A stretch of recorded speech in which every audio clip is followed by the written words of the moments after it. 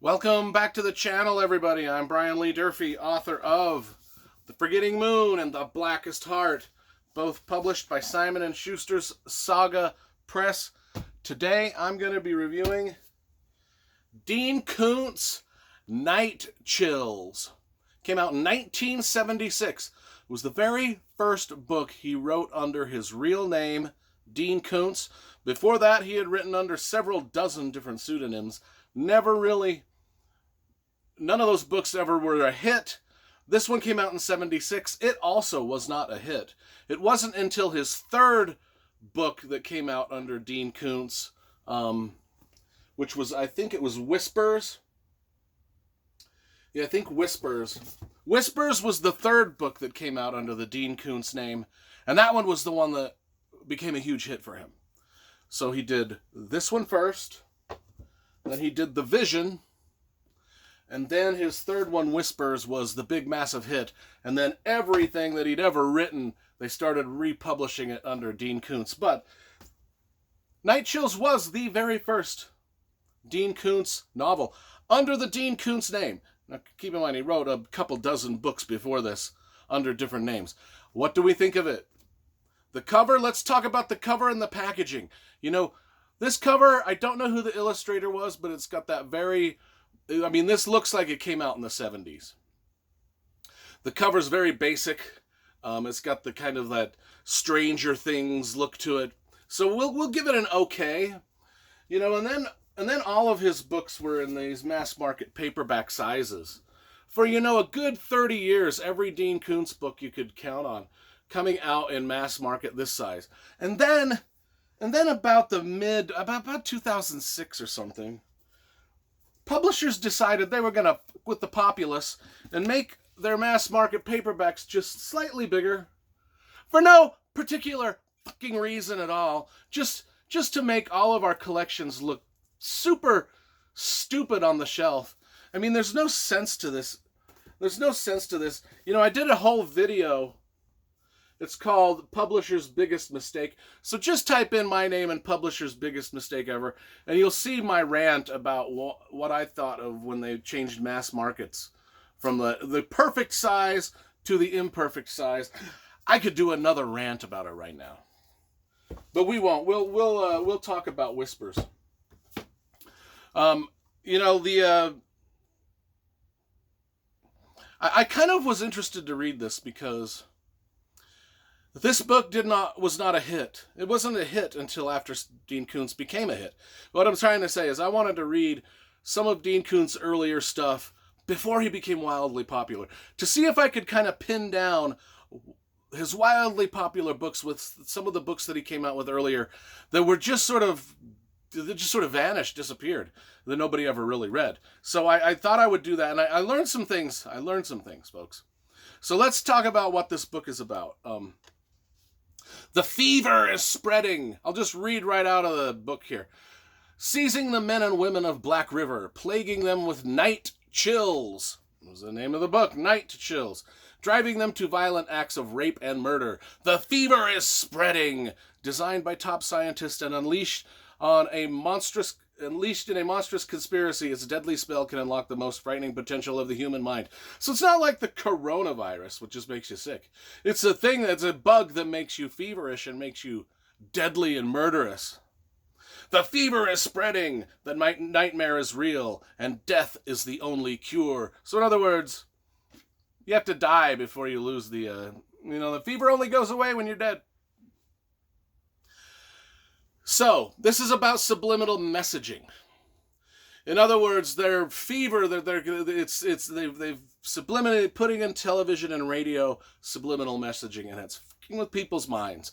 You know, back in the early 80s, late 70s, subliminal messaging was a big... people were just going nuts over this stuff. I remember as a little kid, it was like, oh, there's subliminal messaging in all your rock and roll music.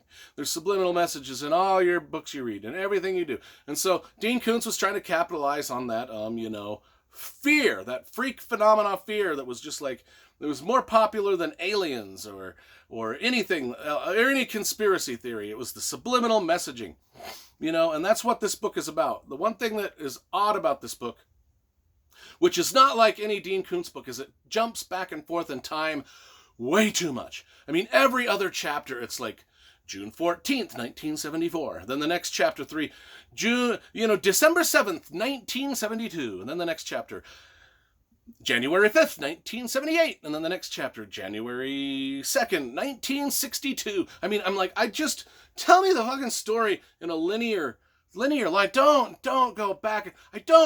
Nobody likes that. Nobody likes that. So I can see I didn't like it in this book. And I'm going to be honest, I don't do negative reviews on this channel, but this book had some redeeming stuff to it. It was you could see the beginnings of Dean Koontz's thriller writing prowess show through here, if just not for that jumping back and forth in time stuff.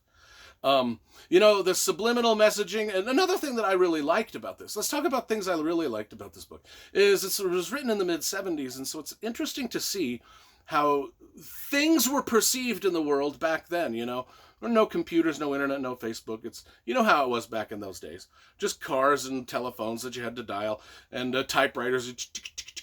And then cities, they're talking about the Middle East over here, and these cities, Kuwait and Dubai, that in 1976 were just teeny little places. I mean, they talk extensively about Kuwait, and it's not a going concern. It's not the huge, modern, big tech city that it is now. Neither is Dubai. They're just mentioned as these sort of out-of-the-way places where nobody would ever go. And, I mean, look at how far we've come, right? Look at how far we've come. Just in 76 to 2021. I don't know the math on that, but that's probably like 40-some-odd years. I don't know. Anyway, subliminal messaging turning people into freaks and monsters. And so we got a lot of characters here. It's hard to keep track of what's going on, who's going on, and who's interrelating with who, because the time skips every other fucking chapter. It goes to a different time, and then it backs up. It's like Back to the Future on fucking acid. And then scrambled up in a plate of spaghetti and then tossed at the window. It doesn't make sense. And so then we've got subliminal messaging, and the subliminal messaging is people, that they talk about it on the TV, and it's fucking with people's minds, telling them to rape and murder and stuff. It's like, it's just little simple things like, Campbell soup ad, hey, every little child loves Campbell soup, everybody, there's a little family sitting around eating Campbell soup, and then you should murder people, but no, the Campbell soup is really good. That's kind of what we're talking about. And then people start doing it in their conversations, their everyday conversations. They're like, oh, hey, Sally, that was a nice presentation you made at the meeting today. You're looking very sexy today. But I think that, the presentation will really help the company grow bigger and bigger, and it's really going to help with motivation and everything, and I want to fuck your eyes out. And then, it's just, people are doing that in everyday conversations. It's just kind of goofy because it's so obvious when you write it down. When you write subliminal messaging down in an actual conversation, it's just goofy as hell. And so I'm trying to read through these as fast as I can to see if I can make sense of them. And but let me just read a passage. So this is a guy that's trying to get this girl in bed or something, and he's talking a lot of nice, a lot of like lovey-dovey stuff. But every once in a while he'll just throw in, oh, you're a little bitch dog, ain't you? And it's just so funny, oh, I love you so much. Oh, your hair is so beautiful. Oh, we could make such a good couple. Oh, you're a little bitch, ain't you? Oh yeah, it's so funny. And then in his mind, he could see that her mind is like, it's like he can see the change in her, like she doesn't know what's happening, right? Like, oh, and then he's like, and then in his mind, he's got this, oh, I've got the power. If I just throw these little extra subliminal sentences in every now and then, I've got the power over her. I could have got the power over her. You're so sweet. You're so sweet. You're so sweet, Brenda. You're so sweet. I want to lick your, I can't even say it. And then he just keeps going. It's just a lot of bizarro things like that. Anyway, those are some of the extreme examples, but that's what it is. And then people hear these subliminal messages and then they go kill someone.